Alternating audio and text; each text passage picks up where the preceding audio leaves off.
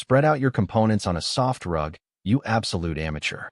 Check your hardware for 14 cam bolts, 118331, 16 wooden dowels, 101345, and 10 large cams, 119,251.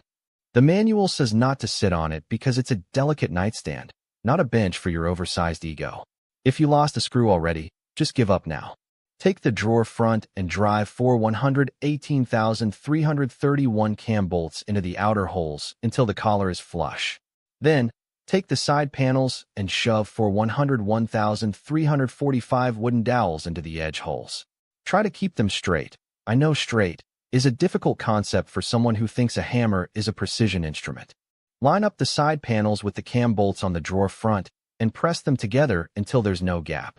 Drop 131,361 cam locks into the holes, ensuring the arrow points toward the bolt before turning them clockwise.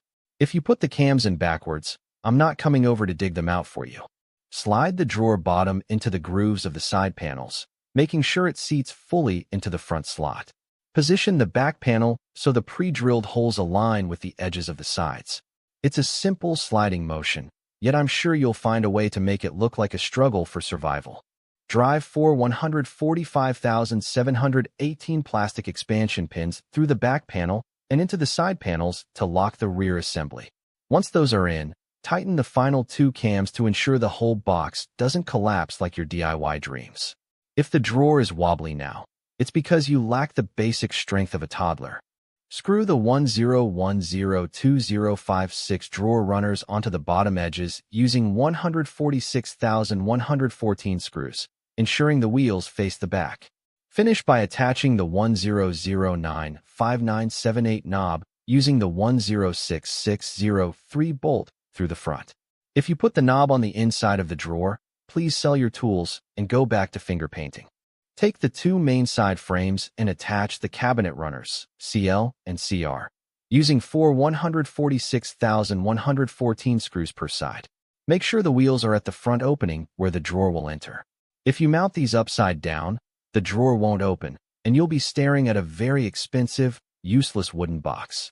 Install 6 118,331 cam bolts into the side frames, 3 on each side, in the specifically designated holes near the top and midsections. Pay attention to the orientation of the frame legs. If you can't tell left from right, we have much deeper problems than furniture assembly, don't we? Just keep the bolts perpendicular and don't over-tighten.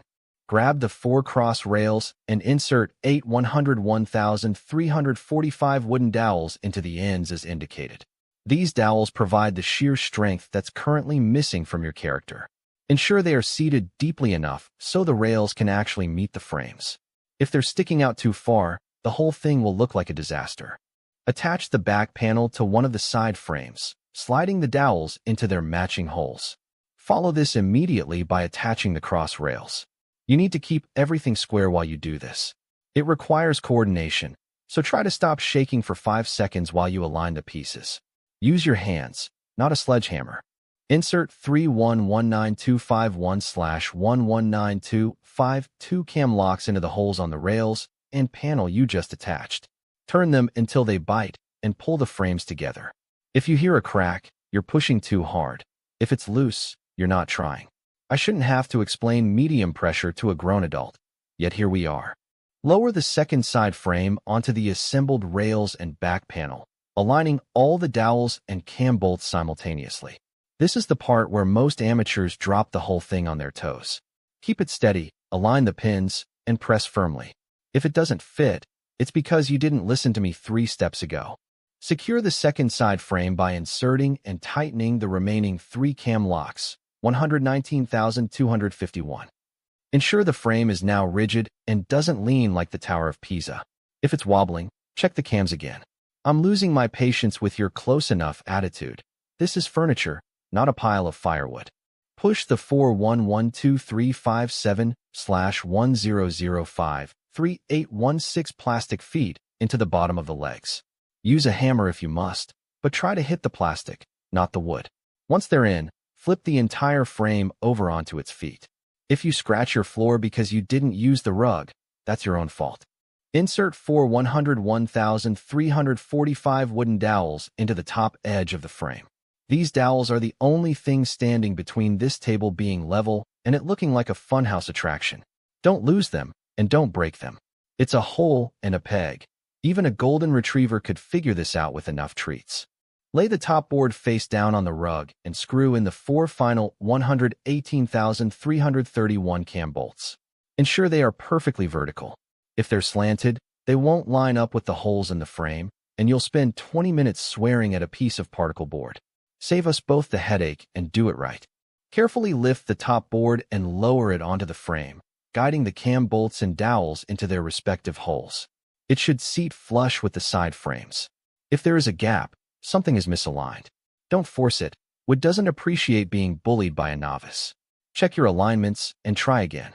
Reach inside the top compartment and tighten the final 4 119,251 cam locks to secure the top board to the legs.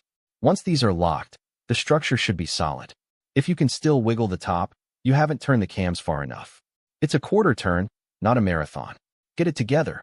Push the 4 1004607 shelf supports into the holes on the inner legs.